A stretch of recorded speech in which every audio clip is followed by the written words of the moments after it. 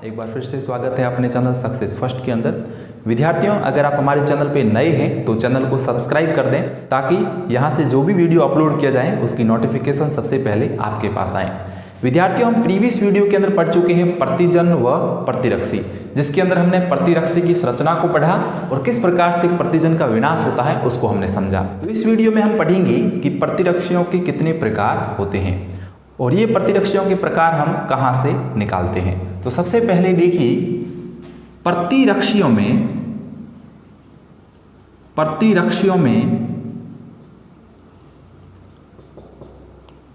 5 भारी पॉलीपेप्टाइड श्रृंखलाएं होती हैं। 5 भारी पॉलीपेप्टाइड श्रृंखलाएं होती हैं।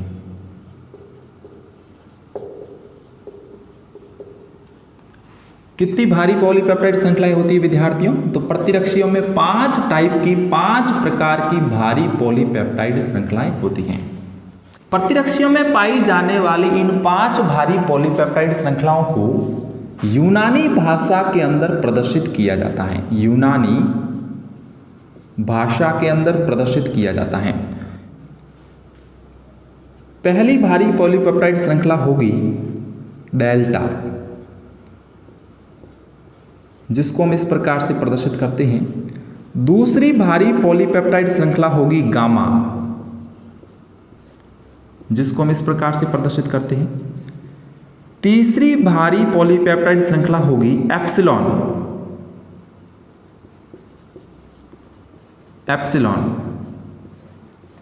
जिसको हम इस प्रकार से प्रदर्शित करते हैं।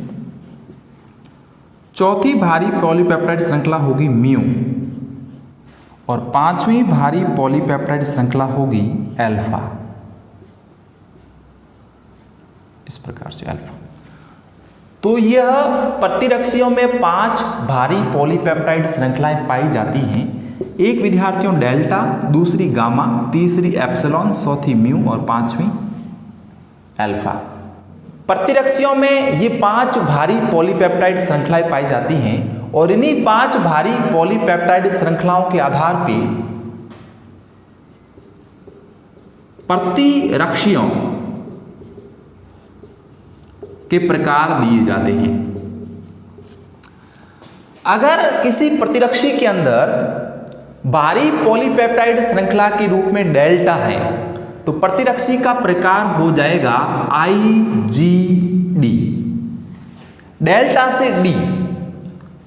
अगर किसी प्रतिरक्षी में भारी पॉलीपेप्टाइड श्रृंखला के रूप में गामा भारी पॉलीपेप्टाइड श्रृंखला आ रही है तो प्रतिरक्षी का प्रकार हो जाएगा IgG। गामा G से शुरू होता है, G बिल्कुल आसान। एप्सिलॉन, अगर एप्सिलॉन आता है तो प्रतिरक्षी हो जाएगी IgE। अगर म्यू आता है तो M, IgM। और अगर अल्फा आता है, अल्फा मतलब A, IgA। तो इन 5 भारी पॉलीपेप्टाइड श्रृंखलाओं के आधार पे हमने प्रतिरक्षियों को विभाजित किया। डेल्टा है तो IgD, गामा है तो IgG, एप्सिलॉन है तो IgE, म्यू है तो IgM और अल्फा है तो IgA। अब इनके हम विद्यार्थियों कार्य भी देख लेते हैं कि इनके कार्य क्या होते हैं।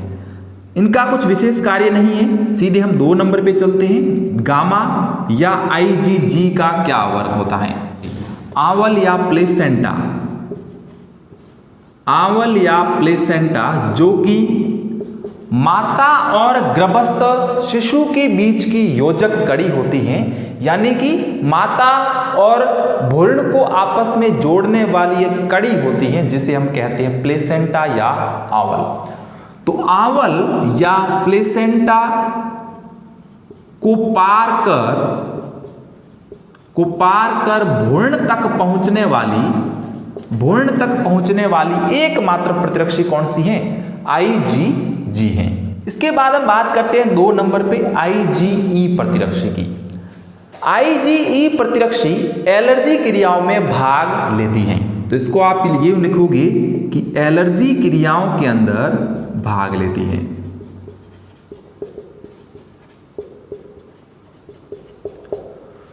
तो आप समझ चुके होंगे IgE प्रतिरक्षी किसमें भाग लेती हैं? एलर्जी क्रियाओं में भाग लेती हैं। प्रश्न ऐसे पूछा जाता है कि एलर्जी क्रियाओं के लिए कौन सी प्रतिरक्षी जिम्मेदार होती है या एलर्जी क्रियाओं में कौन सी प्रतिरक्षी सक्रिय होती है? तो IgE प्रतिरक्षी होती हैं। बात करें हम IgM प्रतिरक्षी की, तो ये सबसे पहले उत्पादित होती है, इसलिए हम इसको कहते हैं सर्वप्रथम उत्पादित प्रतिरक्षी होती है। सर्वप्रथम उत्पादित प्रतिरक्षी कौन सी है? तो सर्वप्रथम उत्पादित प्रतिरक्षी है IgM। बाकी जितनी भी प्रतिरक्षी हैं ये इसके बाद में उत्पादित होते हैं। सबसे पहले 1 नंबर पे ये उत्पादित होती है IgM, 2 नंबर पे उत्पादित होती है IgG, इसके बाद बाकी वाली प्रतिरक्षियां उत्पन्न होती हैं। बात करें हम IgA की, तो मां के दूध में पाई जाने वाली एकमात्र प्रतिरक्षी, मां के दूध में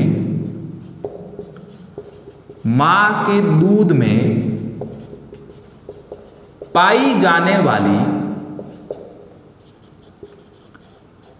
एकमात्र प्रतिरक्षी कौन सी है विद्यार्थियों? IgA है। तो यहां पर हमने पढ़ा प्रतिरक्षियों में भारी पॉलीपेप्टाइड श्रृंखलाओं के पाए जाने के आधार पे प्रतिरक्षियों के प्रकार, जो कि हमने पढ़े 5 प्रकार के।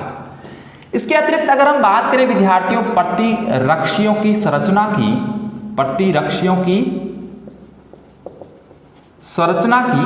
तो प्रतिरक्षियों की संरचना भी विद्यार्थियों नॉर्मली 3 टाइप की होती हैं।